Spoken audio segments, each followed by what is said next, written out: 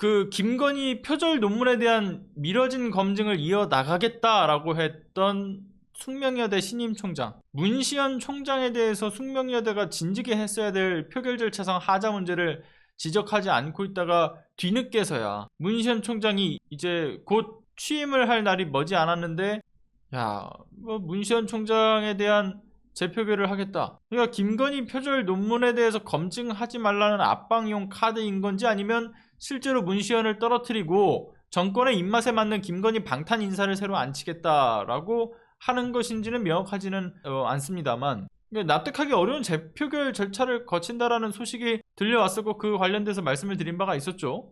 상당히 지금 논란이 일고 있는 소식인데 지금 뭐 총학생회 측의 반발과 비판 대자보는 물론이고 총동문회까지도 나서가지고 이 독단적이고 비민주적인 이사회 재표결 논의에 대해서 재학생들이 힘이 필요하다라면 우리도 나서겠다, 언제든지 함께할 생각이 있다, 이렇게 불이 붙은 상황이라고도 말씀을 드렸었죠. 그런데 이 숙명여대가 재표결을 위해서 내세워왔던 명분이 지금 무너졌어요. 자, 명분이 뭐였습니까? 자, 장윤금 숙명여대 총장이 중간에 후보직을 사퇴를 했고, 물론 이사로서 투표 권한이 있기는 하지만 총장 선거에 있어가지고 후보자로 참여를 하면서 선거운동을 했던 사람이니까 그래서 투표를 하는 것이 바람직하지 않다. 그래서 정족수에 포함을 하지 않아요. 이사회에서 당연히 투표를 하지 못했죠. 정족수에 포함이 안 되니까. 그래서 장윤금 총장을 제외한 정족수 7명 중에 4명의 과반 찬성으로 단독 후보인 문시현 교수가 다음 총장으로 올라선 건데 9월 달에 이제 취임식을 하는 거고, 근데 이와 관련해서 절차상 하자 문제가 지적되어 가지고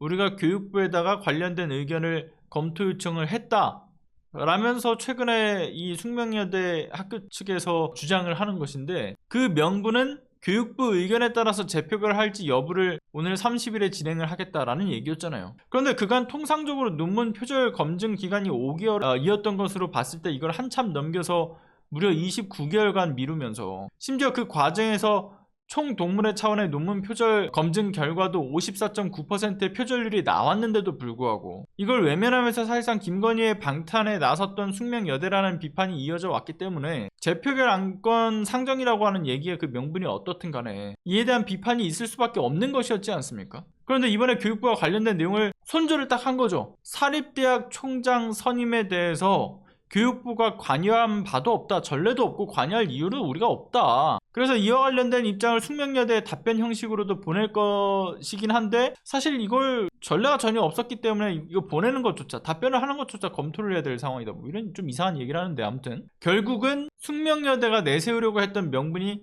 와장창 깨져버리죠. 교육부 의견을 참고해서 필요시 재표결을 추진한다 이러면서 실제로 오늘 올릴 30일인 오늘 올릴 안건의 제목도 가로 열고 필요시 가로 닫고 이게 제목에 붙어 있어요. 그렇게 명시를 했던 점을 보게 되면 더욱이 30일에 안건을 상정할 근거와 명분이 없다는 것이 너무나 확실한 건데, 그런데 그런 생각이 들잖아요.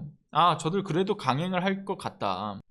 그럼에도 불구하고 저 숙명여대가 김건희 방탄에 포커싱이 되어 있다라고 한다면 그거 교육부 문의 절차상 필요에 따른 것이었을 뿐이다. 그리고 교육부 말대로 안건의 진행 여부는 숙명여대 이사회 판단에 따른 것이라는 점을 고려했을 때 우리는 예정대로 추진할 생각이다. 교육부의 사립대학 자체 판단이라고 했던 것이 결국 교육부의 의견이지 않냐, 이런 식으로 확대 해석해서 문시현 총장이 아닌 다른 총장을 앉히는 절차를 강행하지 않을까, 그런 생각을 했었단 말이에요. 그간 납득할 수 없었던 표절 검증을 미뤘던 숙명여대의 이 사라진 교육자의 양심으로 본다면 말이죠. 그런데 역시나 아니나 다를까 숙명여대 관계자가 뭐라고 얘기합니까? 30일 이사회 예정대로 할 거다. 어쨌든 총장 선임을 이사회에서 결정을 하는 것이기 때문에 교육부의 문의는 분쟁이나 문제에 대한 방지 차원이었다 라고 주장을 하죠. 앞뒤가 안 맞는 주장을 하는 거죠.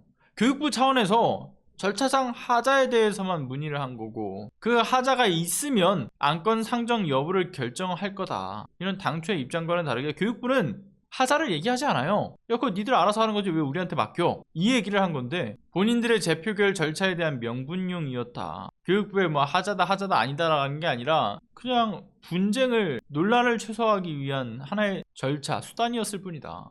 역시나 김건희 방탄을 위한 절차였던 것을 입증하는 것 아닙니까? 아무튼 오늘 재표결이 어떻게 이루어지는지에 따라서 이 숙명여대가 정말 동네 구멍가게 수준과 같이 정말 돈을 받고서 또는 연줄에 따라서 논문을 쉽게 내어주는 곳이었던 건지, 아니면 다시금 잃어버린 학문의 전당으로 복귀를 할 것인지, 그게 결정이 되는 날이 되지 않겠나, 그런 생각이 듭니다.